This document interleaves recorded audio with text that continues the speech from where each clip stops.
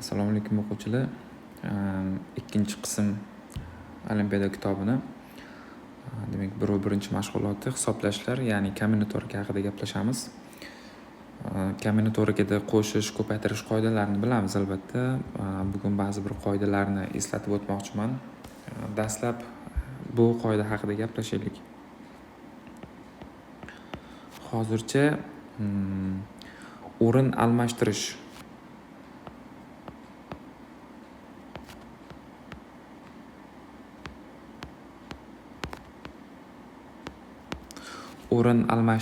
takrorsiz holatda.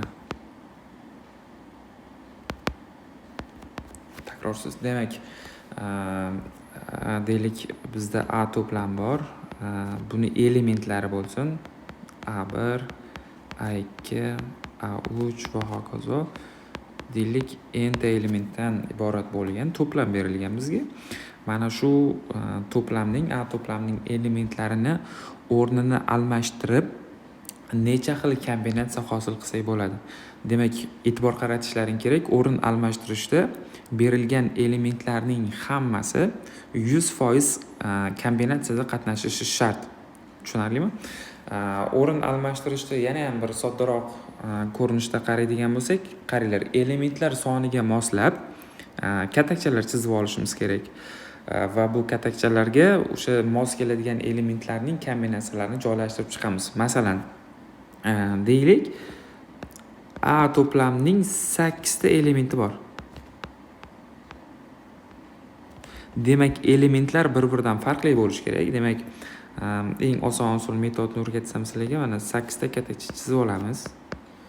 Mana shu 8 ta katakchaga shu elementlarni moslab joylashtirib chiqamiz. Tasavvur qilinglar, bizda 8 ta element bor va mana shu 8 ta elementlarning har biri kombinatsiyada qatnashishi shart. Shu o'rin almashtirishlar soni, mana shunaqa kombinatsiyalar soni, ya'ni 8 talik kombinatsiyalar soni nechta bo'lar ekan, buni topib ko'ramiz. Demak, birinchi yacheykaga 8 ta elementdan 8 ta nomzod bor. Ikkinchisiga 7 ta, uchinchisiga 6 ta, keyin 5, 4, 3, 2 va oxirgisiga nomzod tugaydi. Demak, mana shu kombinatsiyalarning hammasi bizda shu o'rin almashtirishni hosil qilib beradi. Demak, bularni ko'paytirib yozadigan bo'lsak, bu 8 faktorialni beradi. Demak, o'rin almashtirishda takrorsiz bo'ladigan bo'lsa, buni formulasi biz P barobar n faktorial ko'rinishda yozishimiz mumkin ekan. Bu o'rin almashtirish takrorsiz holatda. Ya'ni bizga berilgan elementlarning har birini bir martadan ishlatgan holatda qanaqa kombinatsiyalar qilsak bo'ladi va bu kombinatsiyalar soni nechtaligini o'rin almashtirish takrorsiz holatda ko'rib chiqishimiz mumkin. Endi savol tug'ilishi mumkin. Agar o'sha A to'plamdagi elementlar takrorlangan bo'lsa-chi?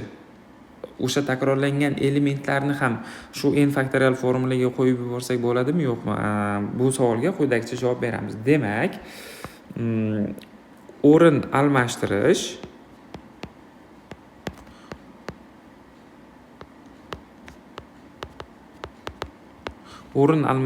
takrorli holat bo'lsin. O'rin almashtirish takrorli holat. Demak, tasavvur qilinglar, A to'plamning elementlari quyidagi harflardan tashkil topgan. Misol uchun, mana D olaylik, F, yana F, yana F va G harflar. Demak, mana shu elementlardan tashkil topgan A to'plamning elementlarini takror o'rin almashtirganimizda ba'zi bir kombinatsiyalarni qayta-qayta sanab yuborgan bo'lamiz. Misol uchun, mana shu holatni bitta kombinatsiya deb olsak, misol uchun A to'plamda holatiga qarasak, birinchi holatda B, B, C, D, F, F, F, J elementlar bor. Hozir mana bu yerdagi bu B bilan bu B ni joyini almashtirsam ham menda kombinatsiya o'zgarmaydi. O'shaning uchun bir xil elementlarning takrorlanishini chiqarib tashlashimiz kerak bu holatda. Endi bu yerda nima ish qilishimiz kerak? Tasavvur qilinglar, F degan elementimiz 3 marta takrorlanyapti. B degan element esa 2 marta. Bu 3 marta. Endi tasavvur qilinglar, 3 ta elementni takrorsiz o'rin almashtirsak nechta kombinatsiya bo'ladi? 6 ta kombinatsiya bo'ladi. Demak, biz mana bu f'larning joyini almashtirganimizda 6 ta kombinatsiyani sanab yuborgan bo'lamiz va bu 6 ta kombinatsiya o'z navbatida bir xil. Mana shularni chiqarib tashlashni o'rganamiz. Demak, qaranglar, buni ifodasi quyidagicha bo'ladi. Demak, bizda jami n ta element bor. O'shalardan takrorlanishlar soni k1, k2, k3 va hokazo kn bo'lsin. Ya'ni bu k nimani bildiradi? Mana shu A to'plamidagi jami elementlarning nechtasi necha marta takrorlanyapti? Mana shuni ifodani bildiradi. Demak, buning uchun formula yozadigan bo'lsam, takroriy o'rin almashtirishda p n bo'ladi. Mana takrorlisida jami kombinatsiyalar soni bilamiz. n faktorial. Endi mana shularning ichidan takrorlanganlarni chiqarib tashlaymiz. Ya'ni bitta element k1 marta takrorlangan, k1 faktorial, yana qaysidir elementimiz k2 marta takrorlangan. Buni ham kombinatsiyalarni chiqarib tashlaymiz. Yana qaysidir elementimiz k3 marta takrorlangan, buni ham kombinatsiyalarni chiqaramiz va hokazo kn gacha bo'lgan holatda chiqarib tashlashimiz kerak ekan. Mana shu holatga olib kelguncha, demak, chiqarib tashlashimiz kerak. Asosiy formula mana bu. Endi yuqoridagi masalaga mana A to'plamida elementlarga qarasak, bizda B degan elementimiz 2 marta, F degan elementimiz 3 marta takrorlanyapti. Shundaymi? Qolgan elementlar 1 marotaba. Demak, buni o'sha takroriy o'rin almashtirishga qo'yadigan bo'lsak, mana takrorlisiga jami bu yerda 3 ta 8 ta element bor ekan. Demak, 8 faktorial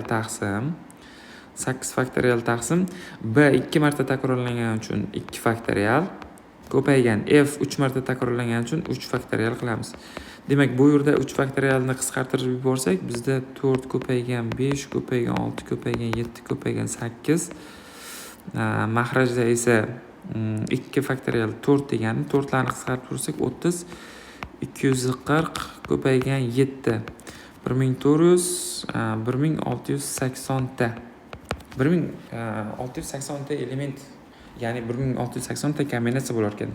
Mana shu elementlar bir-biridan farqli bo'lganda edi, bu 8 faktorialda bo'lar edi. Demak, o'rin almashtirish nimalarga e'tibor qaratishimiz kerak ekan? O'rin almashtirganimizda bizdagi bor elementlarning o'rnini almashtirib necha xil kombinatsiya qilsak bo'ladi. Mana shu narsa sanaladi xolos. Ikkinchi holatda esa o'sha bor elementlar takrorlangan holat bo'lishi mumkin. O'sha takrorlangan holatlarning barchasini chiqarib tashlash uchun mahrajga o'sha k faktoriallarni hisoblashimiz kerak. Endi kombinatorikaning yana asosiy bitta mavzusi bor. Bu demak, endi o'rin almashtirishni ko'rdik. O'rinlashtirish bor. Demak, berilgan elementlarni mos ravishda o'rinlariga joylashtirib chiqishimiz kerak. Demak, bu bizda o'rinlashtirish.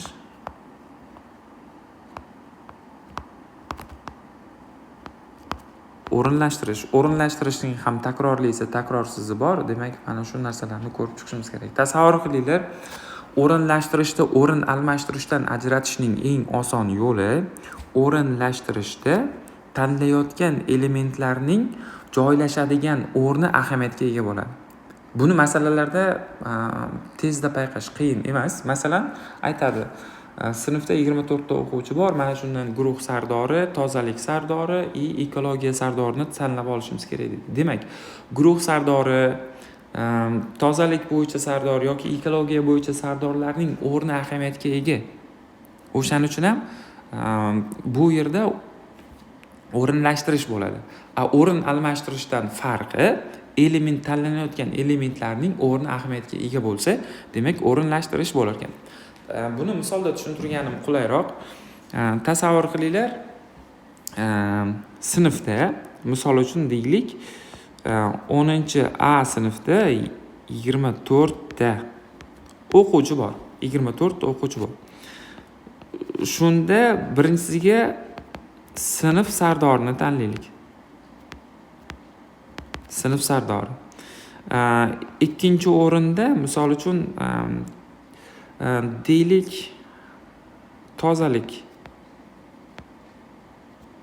tozalikka javobgar shaxsni tanlaylik. Uchinchisi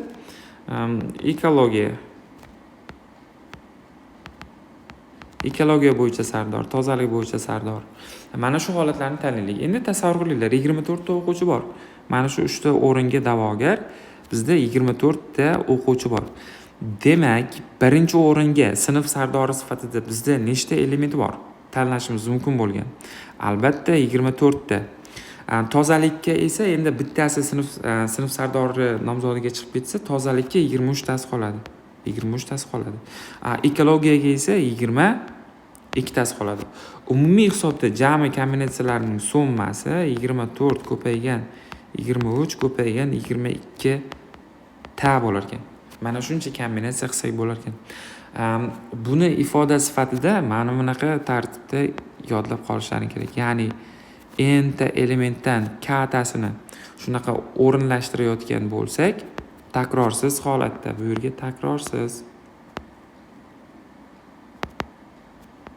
takrorsiz holatda bo'ladigan bo'lsa, demak bizda jami agar ularni qaraydigan bo'lsak, o'rin almashtirganimizda jami n faktorialda bo'lardi.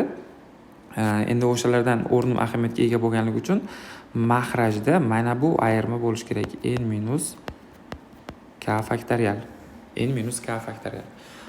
Xuddi aynan shu misolda mana shu formulaga qo'yib yechadigan bo'lsak, quyidagi natijaga erishishimiz mumkin. Demak,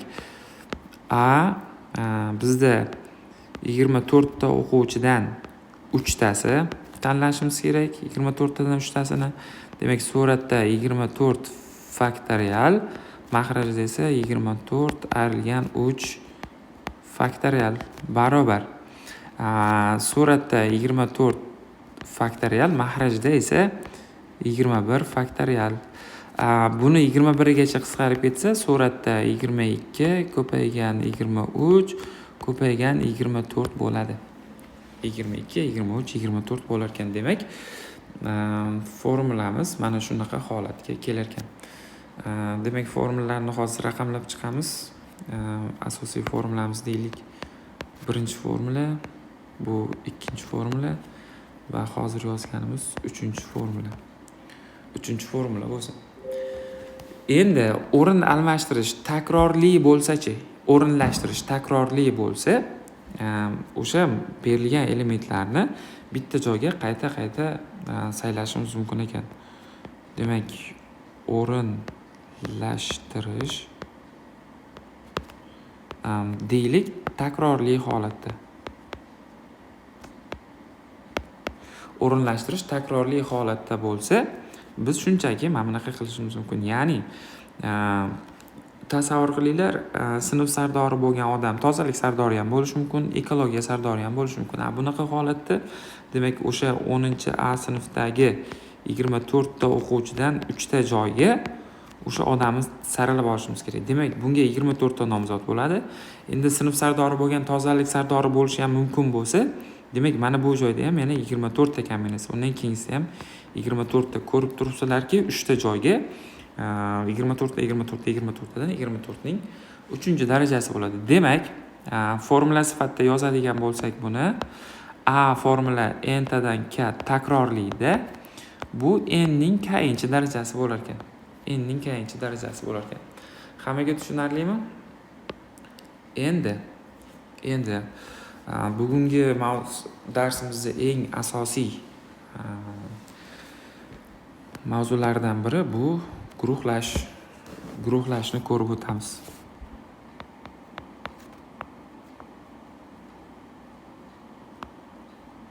Guruhlash. Buni biz bilamiz, A formula, S formula deb olishimiz mumkin. Endi tasavvur qilinglarda, biz o'sha berilgan qandaydir A to'plam elementlari ichidan, masalan, A1, A2, A3 va hokazo AN to'plam, o'sha A to'plamning mana shu elementlarining ichidan biz nechtalikdir guruhlar hosil qilishimiz kerak. Va mana shu guruhlarni necha xil usulda ajratish mumkin. Mana shuni kombinatorlik usulida bir sanab o'tamiz. Mana shuni bir kombinator usulda sanab chiqishimiz kerak. Demak, qaranglar. Buni formulasini to'g'ridan-to'g'ri yozib ketaman. Yuqoridagi A formula bilan uzviy bog'liq. Demak, biz buni formulasini S formuladan o'rganganmiz. N dan K. Ya'ni n ta elementdan k tasini guruhlashimiz kerak. Demak, suratda n faktorial, mahrajda n minus k faktorialu ko'paygan k faktorialning o'zi. Nima uchun k ga bo'linyapti? E'tibor qaratgan bo'lsanglar, mana bu qism A formulani beradi. Mana shu qism A formulani beradi. A formula n dan k taqsim yana k faktorial bo'lyapti. Mana shu joyga bir qarab e'tibor berib qo'yasizlar. Endi yana bir dolzarb mavzudan bittasi o'sha geometriyadagi uchburchaklarni sanash, to'rtburchaklarni sanashga doir ba'zi bir nimalarni ko'rib chiqamiz, misollarni ko'rib chiqamiz. Demak, kombinatorikaning geometriyaga tatbiqi.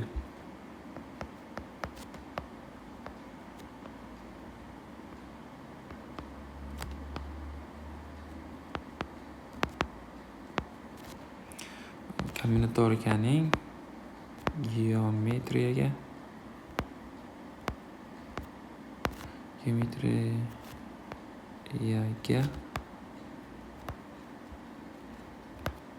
tatbiqi. Tasavvur qilishlaring uchun, bu masalalarni yechishimiz uchun hozir geometrik shakl kerak bo'ladi. Bizga aynan deylik uchburchak. Ixtiyoriy uchburchak bo'la qolsin. Va mana shu uchburchaklardan ba'zi bir kesmalarni o'tkazamiz. Deylik, mana shu kesmalar. Mana hozircha bu uchchi chizma sifatida birinchi rasm sifatida tursin. Endi tasavvur qilinglar.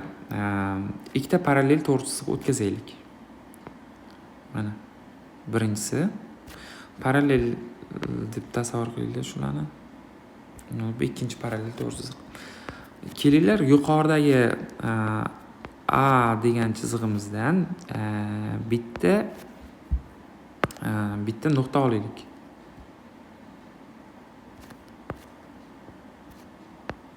Bitta nuqta olaylik. A nuqta bo'lsin. Pastdagi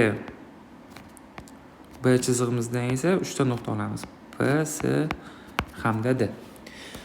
Mana shu nuqtalarni o'z ichiga olgan nechta uchburchak hosil qilsak bo'ladi? Mana shu savolga birinchi javob beraylik, keyin birinchi rasmdagi uchburchakdagi berilgan shakldagi uchburchaklar sonini sanashni ko'rib chiqamiz. Tasavvur qilinglar, uchburchak bo'lishi uchun asosan 3 ta nuqta kerak.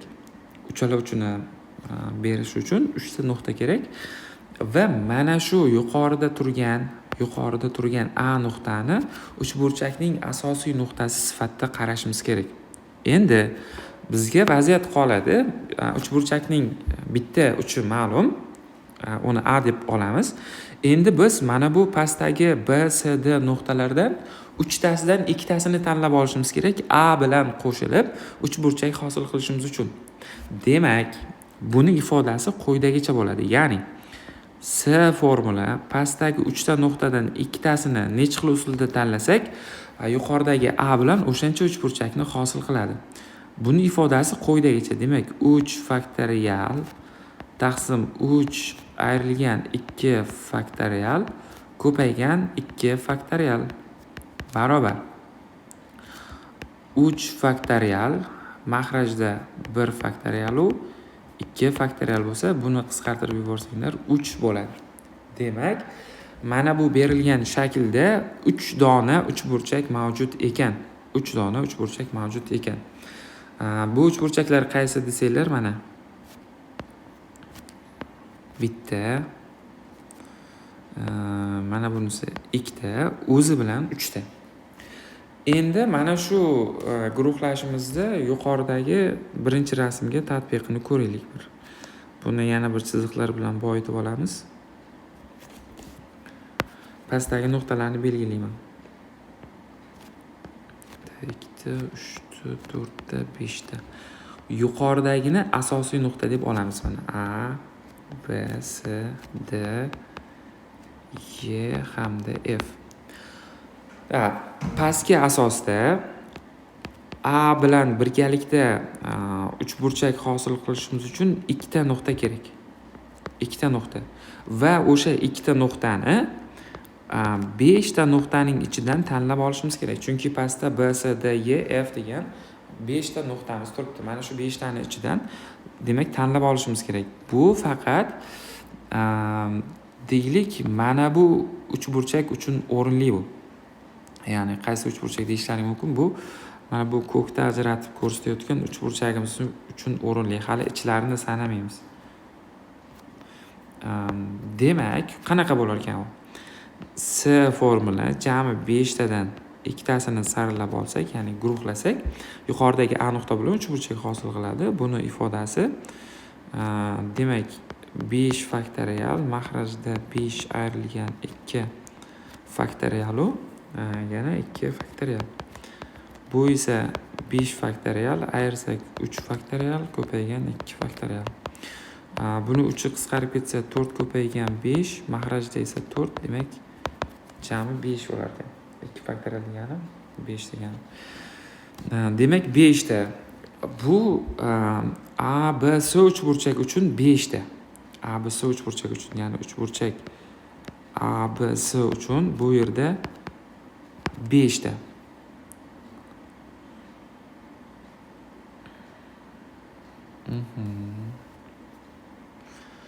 Beshta bo'ladi. Xo'p.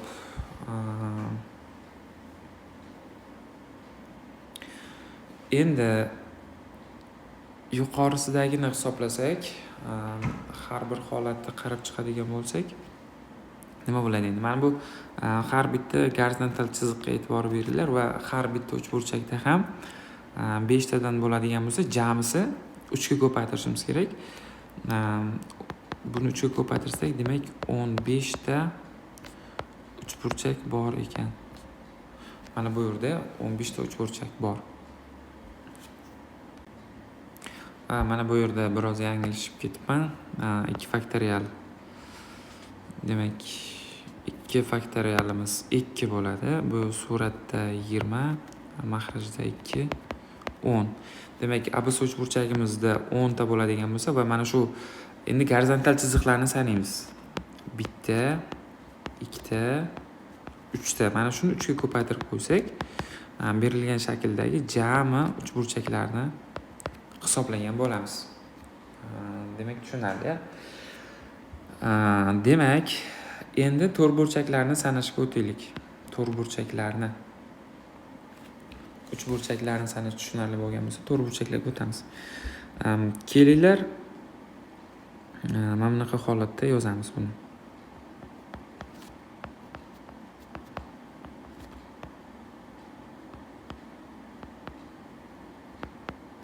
To'rtburchaklar. Misolni soddaroq qilish uchun mana bu to'rtburchakni qaraymiz.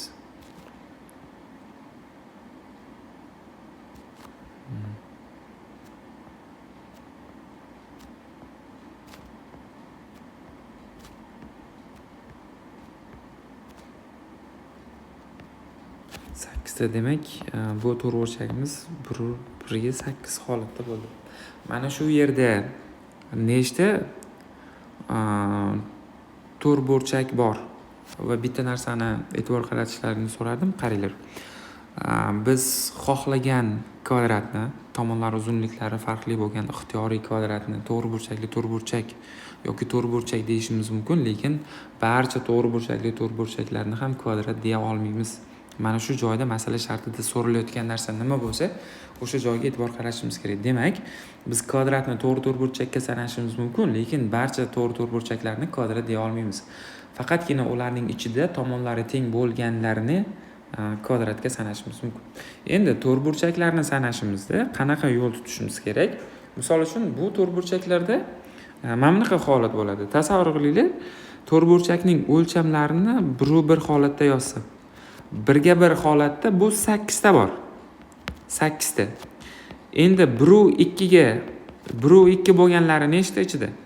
1 2 bo'lganlari Endi bitta kamayib ketaveradi. Ya'ni siz nima qilishlaring kerak? Buni sanashda 1 va 2 ni tasavvur qilinglar. 1 va 2 sifatida 1 va 2 sifatida mana bu yacheykalarni olaylik. Mana shu yacheykalarni olaylik. Va mana shu yacheykalarni mana bu 1 va 8 ga necha marotaba qo'yish mumkin? O'zi bilan 1, bu 2 marta, 3 marta, 4 marta, 5, 6, 7 marta. Demak, 1 ga 2 to'rtburchak 7 ta bor ichida. 1 ga 3 bo'lgani endi o'z navbatida 6 ta. 1 ga 4 bo'lgani 5 ta. 1 va 5 bo'lgani 4 ta. 1 va 6 bo'lgani 3 ta. 1 va 7 bo'lgani 2 ta. 1 ga 8 bo'lgani, ya'ni o'zi bitta. Demak, ko'rib turibsizlar, mana bu 1 dan 8 gacha bo'lgan sonlarning yig'indisini hisoblasak, mana shu yerdagi to'g'ri to'rtburchaklarni, ya'ni kvadrat ham kirib ketdi. Mana bu 1/1lik bo'lgani 8 ta bor-ku, bu kvadrat o'zi aslida. Kvadrat, uni ham to'g'ri to'rtburchakka sanab ketaveramiz. Bu masala shartida. Demak, mana shuni hisoblashimiz kerak ekan. Ya'ni 1 dan 8 gacha bo'lgan yig'indi va hokazo deylik, plus 1 dan 8 gacha. Bu summani hisoblashni bilamiz. Boshi bilan oxirini qo'shib, nechta son qo'shayotgan bo'lsak, shu 9 ko'paygan 8 barobar taqsim 2 36 ta. Demak, mana shu yerda jami nechta to'rtburchak bor ekan? 36 ta. Endi masala shartida aytib qoladiki, faqat to'g'ri burchakli to'rtburchaklar nechta desa, demak, berilgan shakldagi kvadratlarni ayirib tashlashimiz kerak. Bizda jami kvadratlar va to'rtburchaklarning soni 36 ta edi. Mana shundan kvadratlarni, ya'ni birlik kvadratchalarning 8 tasini ayirib tashlasak, qolgan 28 tasi faqatgina to'g'ri to'rtburchakdan iborat bo'lar ekan.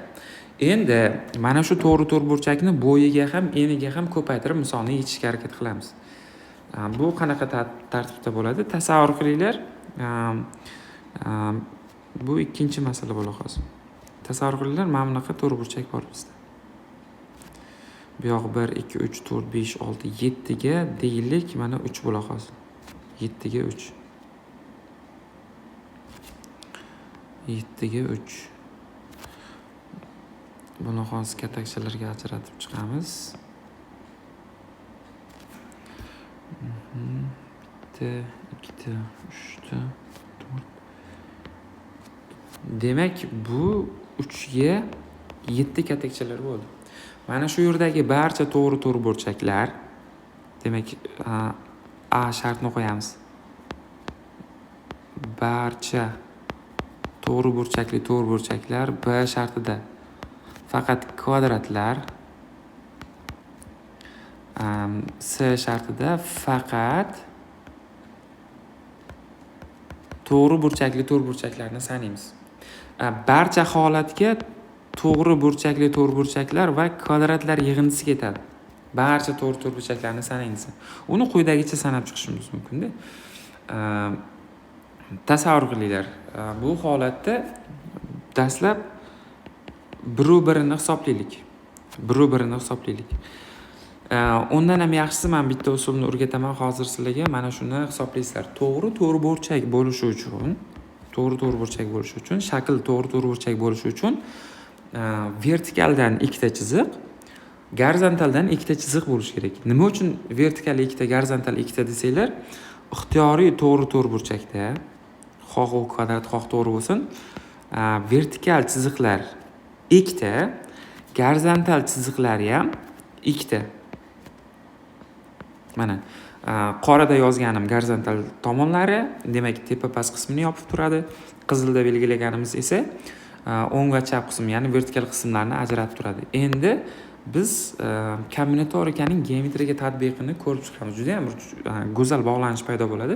Shu yerda tasavvur qilinglar endi tasavvur qilinglar. Kombinatorikani qo'llashimizdan oldin biz to'rtburchak hosil qilishimiz uchun bizga ikkita vertikal chiziq kerak.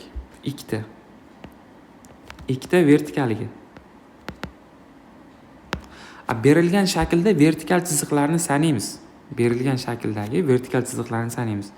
1 ta, 2 ta, 3 ta, 4 ta, 5 ta, 6 ta, 7 ta, 8 ta.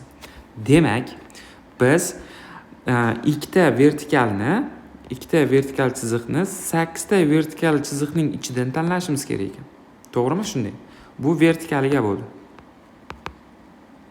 Vertikal. Endi gorizontallarni sanaymiz. Gorizontallari 1 ta, 2 ta, 3 ta, 4 ta. Demak, to'rtburchakning gorizontal qismlarini topishimiz uchun biz 4 ta gorizontal chiziqning ichidan ikkitasini hisoblashimiz kerak ekan. Va mana shu ko'paytma bundagi barcha to'rtburchaklarni sanab beradi. Demak, vertikal holatda S formulasidan foydalanamiz. 8 tadan ikkitasini tanlaymiz. Bu bo'ladi 8 faktorial taqsim.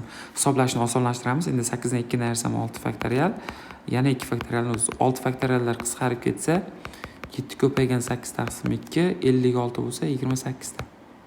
28 xil usulda.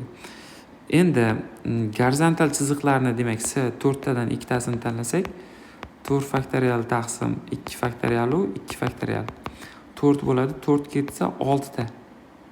Demak, jami bu yerdagi to'g'ri to'rtburchaklarning soni S 8 dan 2 u S 4 dan 2 barobar 28 kara 6. 120, 48, 168 ta. Demak, jamisi 168 ta bor ekan. To'g'ri to'rtburchaklar 168 ta. Xo'p, kvadrat bo'lganlarni qanday ajratib yozamiz endi bunda? Kvadrat bo'lganlarni quyidagicha ajratishimiz kerak bo'ladi.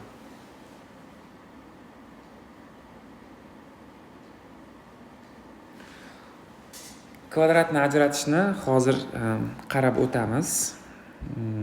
Demak, B bandiga keldik. 1 ga 1 kvadratlar. 1 ga 1 kvadratlar bilamiz 3 ga 7 bo'lgandan keyin 21 ta bo'ladi. 21 ta. Endi 2 ga 2 kvadratimiz. 2 ga 2 kvadrat degani mana bu soha degani. Mana 2 ga 2. Mana shu soha degani. Bu 2 ga 2 ni yaxlit plitka sifatida qarasak, bu yog'iga demak 1, 2, 3, 4, 5 marotaba qo'yamiz. O'zi bilan 6 ta bo'ladi. O'zi bilan 6 ta.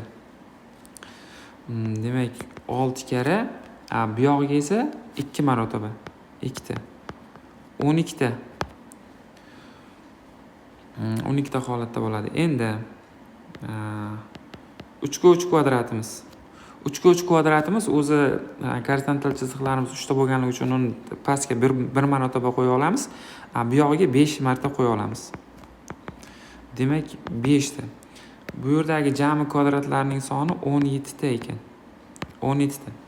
Demak, bizda to'g'ri to'rtburchak hamda kvadratlarning barchasining yig'indisi summa sifatida yozsam 168 ta edi. Shundan 17 tasi kvadrat bo'lsa, qolgani to'g'ri to'rtburchak bo'ladi. Ya'ni o'sha 168 dan 17 ni ayirsak 151 qoladimi? Demak, 151 ta to'g'ri burchakli to'rtburchak mavjud ekan. To'g'ri burchakli to'rtburchak mavjud ekan. Mana shunaqa holatlarda geometrik shakllarda demak uchburchak, to'rtburchaklarni sanasak bo'lar ekan. Hammaga tushunarli bo'lgan bo'lsa